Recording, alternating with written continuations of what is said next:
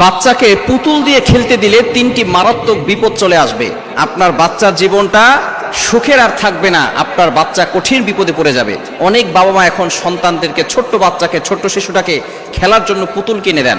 নবীজি সাল্লাল্লাহু আলাইহি সাল্লাম জানিয়ে দিয়েছেন, প্রতিটি মূর্তির ভিতরে যে ছোট ছোট পুতুলের ছবি বানানো হয় অথবা যে মূর্তি বানানো হয়, এগুলোর ভিতরে এক একটা করে জিন থাকে, বদ জিন থাকে, যেগুলো মানুষকে ক্ষতি করে থাকে। সুতরাং এই পুতুলের ভিতরে কিন্তু অনেক সময় বদ জিন বাসা বাঁধে এবং বদ জিন আপনার সন্তানকে আঘাত করতে পারে।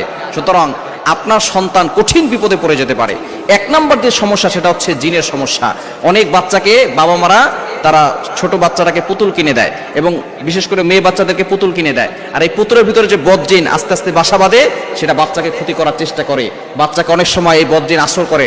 রাতের বেলা বিশেষ করে বাংলাদেশে ছোট ছোট বাচ্চারা মা বাবার সাথেই থাকে, কিন্তু বাইরের দেশগুলোতে বাচ্চাদের জন্য আলাদা রুম করে দেয় ছোটকাল থেকেই।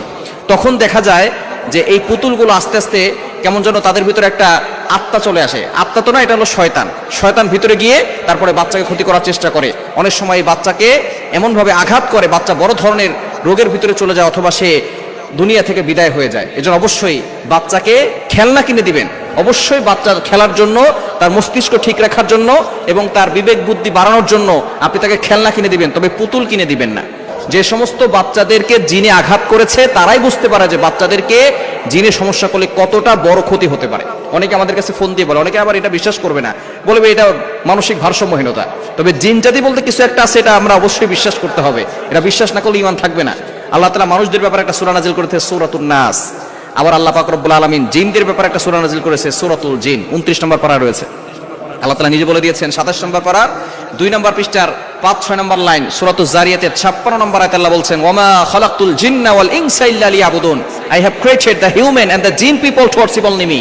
আমি মানুষ এবং জিন জাতিকে একমাত্র আমার ইবাদত করার জন্য সৃষ্টি করেছি। সুতরাং জিন জাতি আছে, এরা অনেক সময় দুষ্ট জিন জাতি মানুষকে অনেক সময় বিপদে ফেলতে পারে। এই জন্য 1 নাম্বার, আপনার সন্তানকে পুতুল দিলে এই পুতুলের ভিতরে জিন ঢুকে আপনার সন্তানকে ক্ষতি করতে পারে। 2 নাম্বার হচ্ছে, এই জিন আপনার সন্তানকে অসুস্থ করে ফেলতে পারে।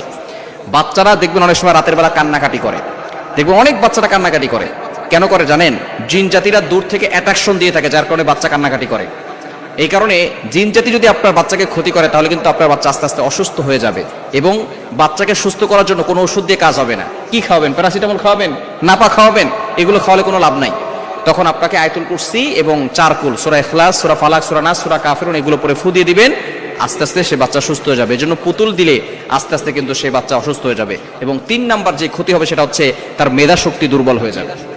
তার মেধা শক্তি দুর্বল হয়ে যাবে, ইন্টেলেকচুয়াল পাওয়ার, মেধা শক্তি দুর্বল হয়ে যাবে। পুতুল